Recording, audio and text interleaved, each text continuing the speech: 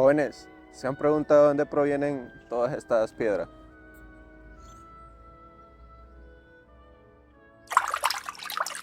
Compañeros, estamos aquí con el ingeniero Ricardo Flores Escobar, una gran persona, ingeniero ejemplar como tal, ha trabajado bastante en los ríos de la ciudad, ha encauzado el río Bermejo, el río Blanco, el río Lindo, el río Choloma, el Ulúa. Entonces, no sé si nos quiere hablar un poquito de sus estudios, de su trayectoria, algo bien resumido y breve. Yo inicié trabajando en ríos, trabajé con la Teleradio Company, ¿verdad? Pero trabajé en obras civiles, pero trabajé también con la constructora Aguilar en los ríos antes mencionados, y en ese tiempo el que hacía el estudio era una compañía inglesa, Sir William Halcroft, ¿verdad? Halcroft, era inglesa. Halcroft. Y nosotros éramos los que construíamos con la constructora Aguilar, ¿verdad? Y hicimos la canalización de Río Piedras, Río Santana, Bermejo y Río Sauce y Río Blanco, ¿verdad? Y a la vez se trabajó en el Río Choloma.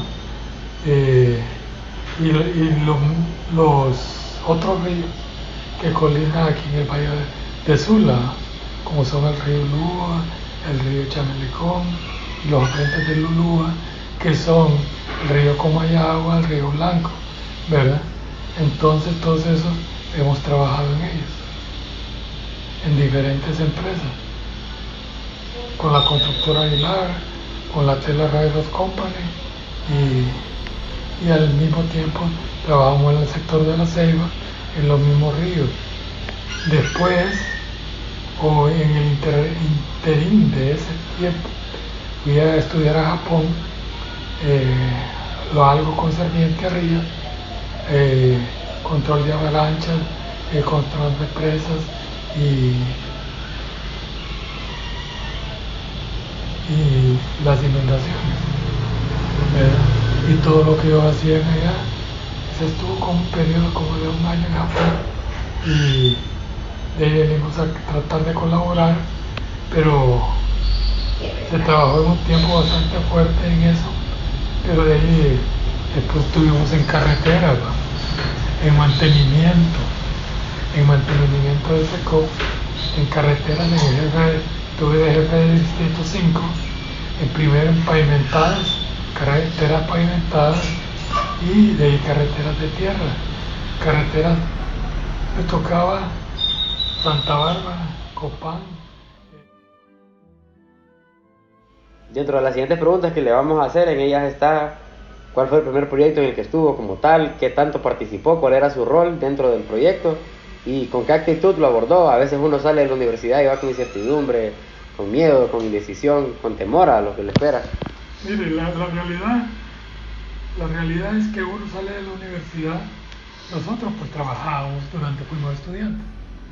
Al trabajar cuando estudiantes, trabajamos con un montón de profesionales, y hay ingenieros, ¿verdad? Y compañeros de nosotros de grado superior, y eso nos orientaba de alguna manera, y ya cuando salimos de la universidad, ya el criterio era más amplio. Sí, ¿verdad? Más nutrido, y el temor a lo mejor existía, pero no hacíamos énfasis en eso, sino el primer proyecto que tuve fue la construcción de campamento forestal, ¿verdad? Había que hacer el lugar, el sitio, el campamento forestal, ¿verdad? El tipo de vivienda, sacar la madera del bosque. que hacen con otras organizaciones que ahora son el ICF, si no me equivoco. Ahora yo no sé quién la hace, Sí, pero nosotros escogíamos los árboles en el bosque, según el diámetro, porque teníamos ingenieros forestales, escogíamos cuál árbol era aceptable, lo cortábamos y sacábamos la madera. Esa madera seguía un proceso de curado o secamiento, ¿verdad? Para el encogimiento y toda esa cuestión, ¿verdad? Y cuando teníamos bastante madera, procedíamos a construir los campamentos forestales según diseño y según una guía que teníamos. Pero además de eso, había que darle servicio a esos campamentos. Sí, los sistemas de agua potable, los residuales. Por lo general, los campamentos escogían lugar donde había una quebrada. En ese tiempo esas quebradas eran muy vírgenes, ¿verdad? Eran muy saludables y nosotros llegábamos, hacíamos una galera y ahí nos hospedábamos, ¿verdad?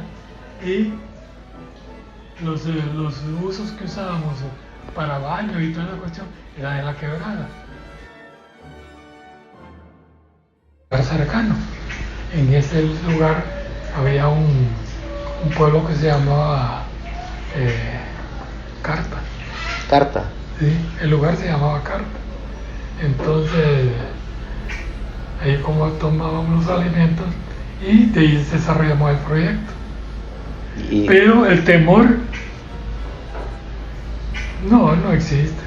No había, no sentía usted. No sentía porque ahí estaba el criterio que me había dado la experiencia de trabajar, el criterio que me había dado el trabajar con ingenieros y con compañeros ya casi egresados, entonces ya me daba más soltura, ¿verdad? Y la relación con obreros, con capataces, con operadores de equipo, entonces era más fácil para mí. ¿Cuántas personas estuvo trabajando en ese primer proyecto? La realidad que eran varios campamentos.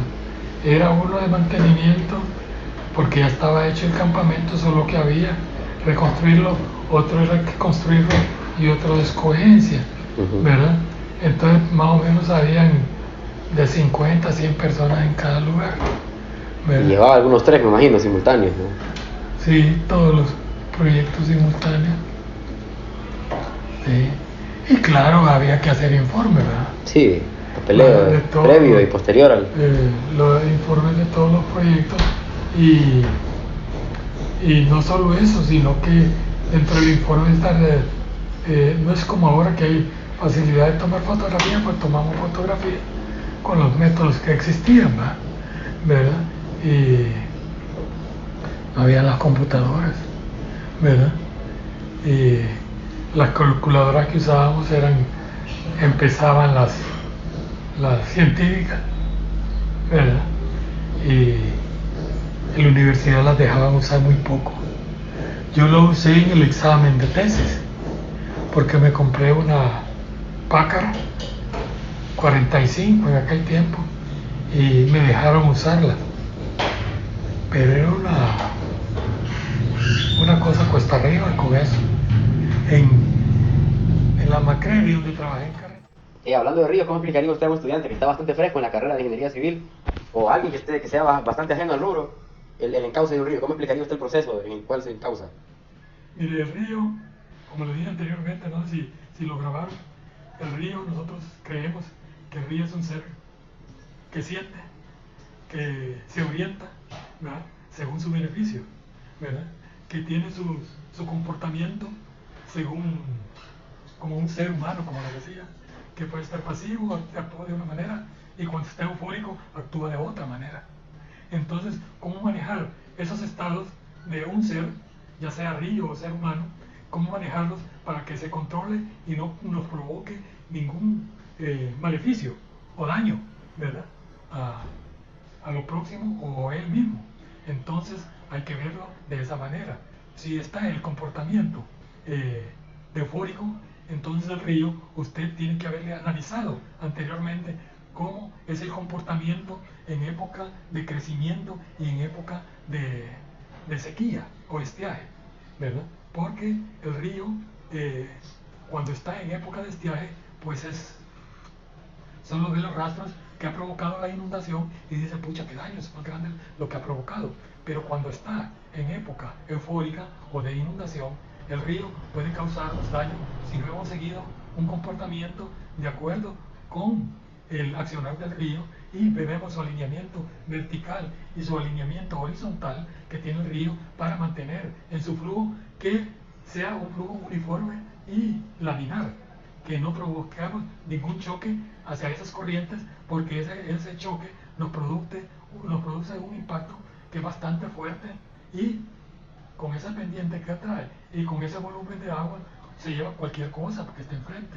Entonces tenemos que hacer tanto en su alineamiento horizontal como son sus márgenes, sus bordos, sus espigones, orientarlos de tal manera que nos produzca beneficio y mantener el flujo laminar de ese río, ¿verdad?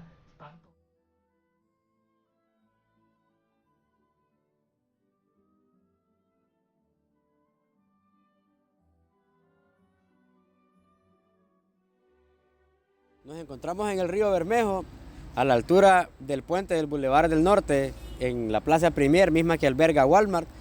Estamos ubicados aquí para contarles un poquito acerca de la geografía del río Bermejo y por qué es tan importante en la ciudad de San Pedro Sula. El río Bermejo nace en el Merendón para posteriormente bajar por la colonia Villas del Sol. Lo podemos ver cerca de la universidad incluso. Luego avanza hacia la Estivis, sigue bajando, viene a dar a las alturas a las que estamos ahorita de la ciudad y luego avanza hasta la colonia Luis Bográn. En la Luis Bográn diría yo que es el último tramo en el que él tiene para ser libre porque luego se une con el río de Piedras. El río de Piedras también baja por el Merendón, solo que es el que estamos ubicados cerca de la Coca-Cola y el parque infantil. Ese río viene, baja, este baja también, se conectan en la vía Florencia y luego los dos salen disparados hacia la Lima, hacia Jucutuma y demás. Por eso es que el caudal en aquellas zonas, en los tiempos de tormenta, cuando el nivel del río se eleva bastante y el espejo del agua es mayor, es que son tan caudalosos y destructivos porque lleva el caudal de dos ríos que vienen con toda la brutalidad del mundo. Una vez terminada la visita, llamémosle, al río Bermejo a las alturas del Boulevard del Norte, en la Plaza Premier, o en el puente que ahí se ubica, nos vinimos ahora al country, a la plancha antes llamada y ahora el vado, que está en la 12 Avenida, yendo hacia Lusap y viniendo desde PriceMart. Este es el tan mítico, famoso y renombrado Río de Piedras. Río de Piedras se llama así en los tiempos de antaño, alguien lo bautizó de tal manera por las piedras que este río alberga y transporta. Y también es bien curioso porque existe una colonia que se llama Barrio Río de Piedras, aledañas a estas zonas a las que estamos ubicados ahorita, se encuentran el Pedregal, San José del Pedregal, y bajo la misma analogía de pensar del tamaño de estas piedras y el transporte de las mismas con el flujo del río y el caudal mismo, es interesante ver cómo hasta en la universidad tenemos las famosas piedras del sacrificio.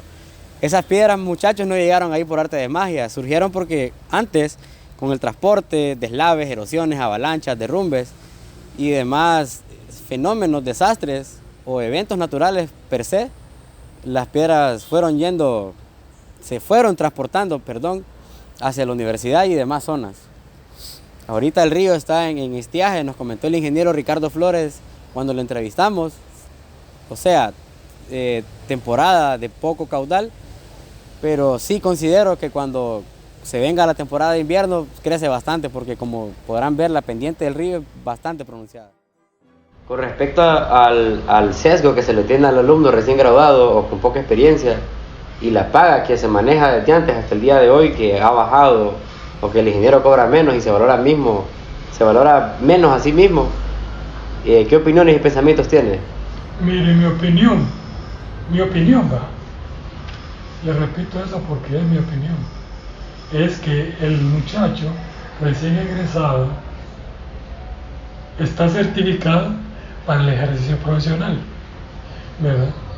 Entonces, al estar certificado, tiene las mismas responsabilidades que tiene el que hace mucho tiempo ha sido egresado y hace mucho tiempo ejerce la profesión y hace mucho tiempo tiene experiencia, ¿verdad?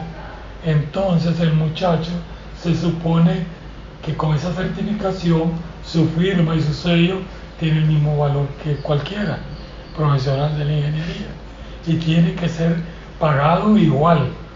Eso no nos beneficia a nosotros que sea menor pagado porque nosotros también el ambiente lo malacostumbran a pagar menos o buscamos un ingeniero joven y no le pagamos a usted por la experiencia, ¿verdad? Y se desvaloriza la profesión. Ese es mi criterio, ¿verdad?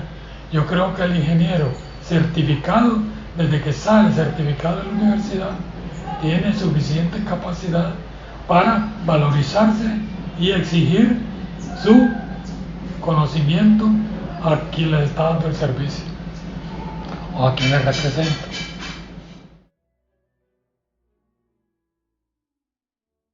Para darle ya un broche a la plática y finalizarla como tal, quisiéramos que le dé un consejo a los que nos están viendo, a los siguientes futuros ingenieros civiles de Honduras y del Valle de Sula. A los siguientes futuros ingenieros de Honduras, oiga bien, siguientes futuros ingenieros de Honduras, les doy la recomendación. Ellos van a ser certificados por la universidad y por el montón de ingenieros que les dieron clases como profesionales de ingeniería. Los exámenes que van a tener de ahora en adelante, ya siendo profesionales, son los exámenes de la vida y los exámenes de su conocimiento y de su criterio.